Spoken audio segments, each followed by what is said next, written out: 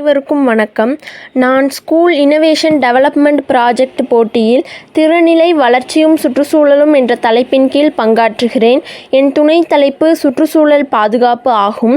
அதில் மாசுபாடு கட்டுப்பாடு மற்றும் மறுகாடு புதுப்பித்தல் போன்ற விஷயங்களை நான் முக்கியமாக கருத்தில் கொண்டு இத்தலைப்பை தேர்ந்தெடுத்துள்ளேன். இந்நிலையில் நான் கண்டுபிடித்திருக்கும் திட்டம் தானியங்கி உலர் மற்றும் ஈரக் கழிவுகளை பிரிக்கும் குப்பை தொட்டி. பிரச்சனை: பொது இடங்களில் உலர்ந்த மற்றும் ஈரக் கழிவுகளை குப்பை தொட்டியில் பிரிக்காமல் போட்டுவிடுகின்றனர். இதனால் மறுசுழற்சி செய்யாத முடியாத நிலை உருவாகிறது. அதேபோல் இது மண்ணும் நீரும் காற்றும் மாசுபட செய்கின்றது. கைவினை திறனில் மட்டுமே இவை பிரிக்கப்படுவது காரணமாக நேரமும் உழைப்பும் வீணாகிறது. தீர்வு: இதற்காக நான் கண்டுபிடித்திருக்கும் தீர்வு உலர்ந்த மற்றும் ஈரக் கழிவுகளை தானாக பிரிக்கும் ஒரு குப்பை தொட்டி.